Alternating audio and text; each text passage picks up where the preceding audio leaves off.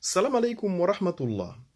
Dernièrement, il y a une personne victime de sorcellerie, une personne qui avait des symptômes de possession, qui m'a contacté et qui m'a dit, voilà oustaz, je souffre, ça va faire un moment, mais dans mon entourage, il y a des gens qui disent que la meilleure ruqya, c'est celle qu'on se fait soi-même. Et ça revient tout le temps. Il y a des gens qui me disent, non, faut pas aller solliciter l'aide des raqis, la meilleure ruqya, c'est celle qu'on se fait soi-même, etc., etc. Des gens qui parlent sans connaissance, qui ne connaissent même pas le domaine de la ruqya et qui se permettent de dire des choses comme ça.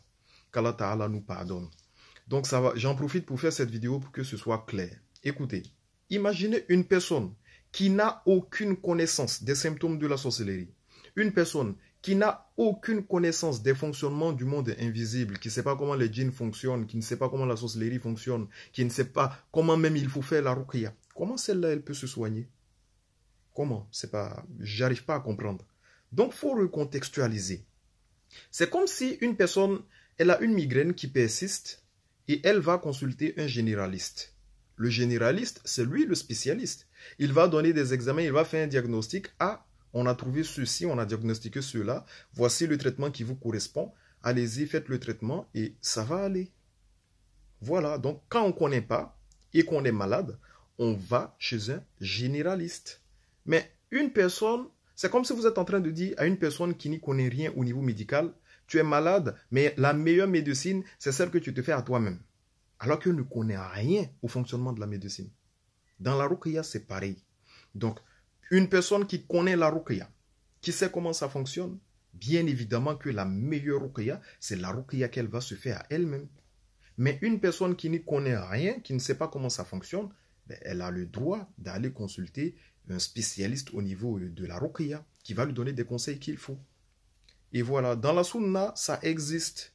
Par exemple, déjà dans un hadith, d'après Aïcha radiyallahu anha, le prophète Muhammad sallallahu alayhi wa sallam a ordonné de faire la ruqya contre le mauvais œil, rapporté par l'imam Bukhari dans son sahih numéro 5738 et par l'imam Muslim dans son sahih numéro 2195.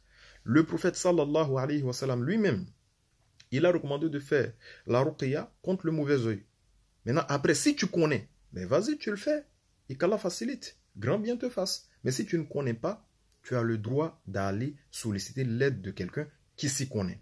Dans un autre hadith, d'après Aïcha radiyallahu anha, le prophète Muhammad sallallahu alayhi wa sallam est entré auprès de moi, Aïcha, alors qu'il y avait une femme qui me soignait, me faisait une ruqya. Le prophète sallallahu alayhi wa sallam a dit, soigne-la avec le livre d'Allah, rapporté par Ibn Hibban et authentifié par Sheikh Al-Albani dans la Silsila Sahih numéro 1931. Il n'y a aucun souci pour aller faire la ruqya avec quelqu'un qui s'y connaît. La religion, elle est facile. C'est nous, on la complique. Et qu'Allah Ta'ala nous préserve.